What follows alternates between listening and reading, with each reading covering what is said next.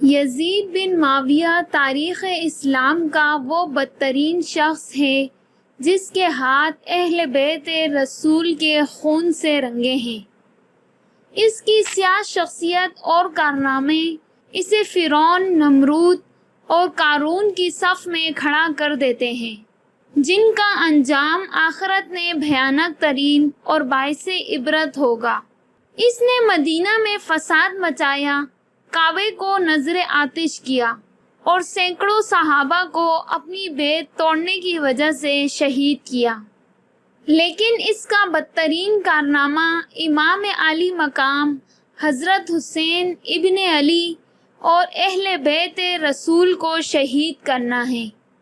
یزید ملعون کا پورا نام یزید بن معاویہ بن ابو سفیان الاموی تھا، جس کی ولادت 25 جری یعنی سن 645 عیسوی میں حضرت عثمان غنی رضی اللہ تعالی عنہ کے دور خلافت میں ہوئی۔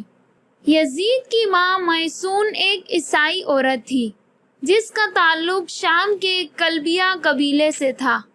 یزید کی پرورش شام کے دیہات میں ہوئی اور ایک عیسائی دایا نے اس کی پرورش کی، اس لیے اس کی پرورش نصرانی طریقے سے کی گئی۔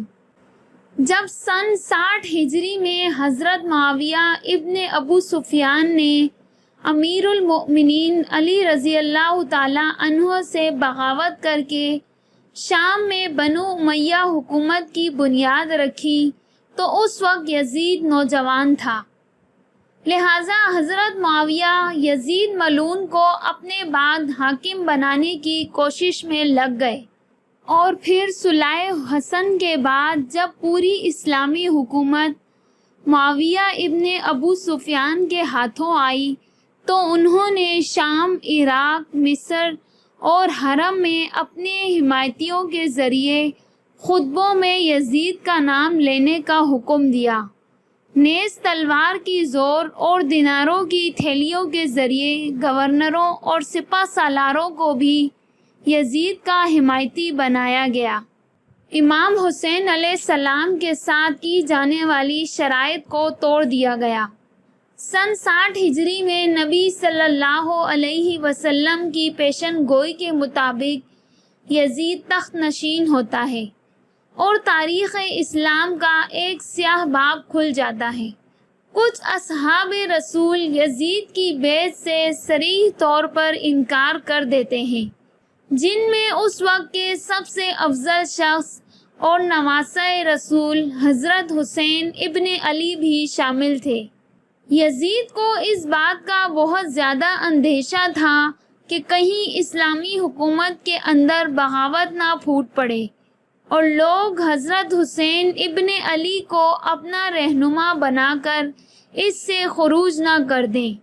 چنانچہ اس ڈر سے سن 61 ہجری میں یزید کے حکم سے امام حسین علیہ السلام اور اہل بیت رسول کو کربلا کے میدان میں شہید کر دیا جاتا ہے اور ان کے سروں کو بطور عبرت شام کے بازاروں میں نیزوں پر بلند کیا جاتا ہے اور لوگوں کو دکھایا جاتا ہے کہ بغاوت کا کیا انجام ہوتا ہے۔ یزید کی ذاتی زندگی کو مورخین نے فحاشی، برائی، خباثت اور سرکشی سے بھرا ہوا لکھا ہے۔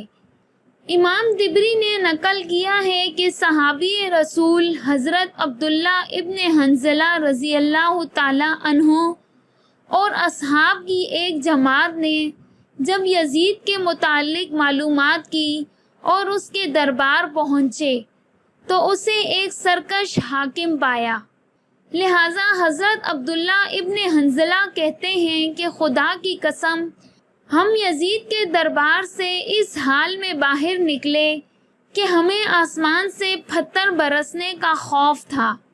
وہ ایک بے دین، شراب خور، موسیقی کا چاہنے والا، کتوں اور بندروں سے کھیلنے والا اور زنا کرنے والا شخص تھا۔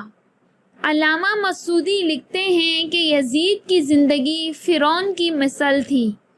شہادت حسین کے بعد بھی یزید ملعون نے لوگوں پر بے دریغ ظلم کیے۔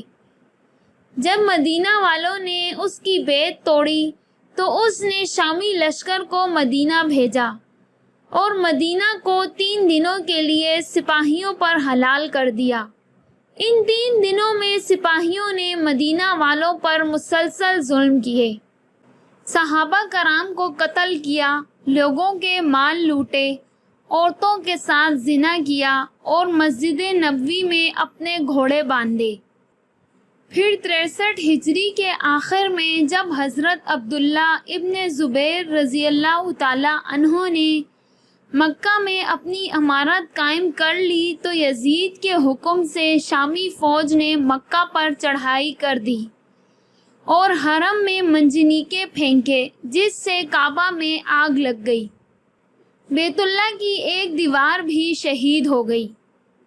بقول اسیران کربلا یزید کی حکومت کے اب گنتی کے چند دن رہ گئے تھے اور قریب ہی وہ دنیا اور آخرت میں تباہ و برباد ہونے والا تھا۔ یزید کی موت کے متعلق مورخین کے الگ الگ اقوال اور روایات ملتی ہیں، جن میں سب سے زیادہ باسند اور صحیح قول یہ ہے کہ شہادت حسین اور حرہ کے واقعے کے بعد جب یزید اپنے جشن اور تکبر میں مست تھا، اس وقت اس نے مکہ پر حملہ کرنے کا حکم جاری کیا۔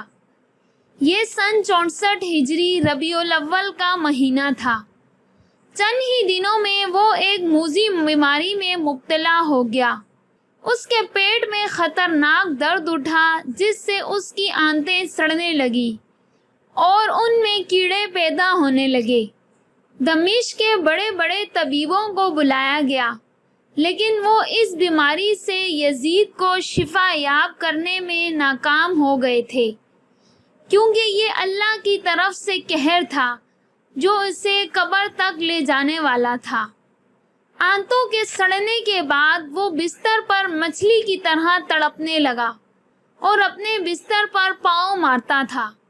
وہ رات بھر درد کے مارے چیختا اور اپنی تکلیف کی شدت سے جب چیخ مارتا تو خنزیر کی طرح آواز نکلتی۔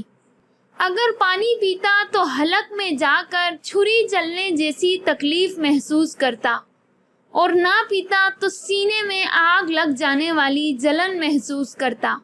تاریخ الکامل کے مطابق 15 ربیع الاول کے دن اسی حالت میں تڑپتے ہوئے وہ واصل جہنم ہوا۔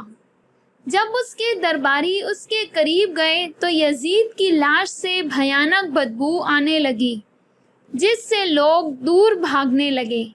ایک روایت کے مطابق اسے مقام حرین میں دفن کیا گیا، اور جب بنی عباس کی حکومت آئی تو انہوں نے یزید اور اموی حاکم کی قبر کو پھر سے کھود کر جب اس کی لاش باہر نکالی تو وہ بدترین حالت میں تھی، جسے خلیفہ منصور نے باعث عبرت کے لیے سولی پر چڑھانے کا حکم دیا۔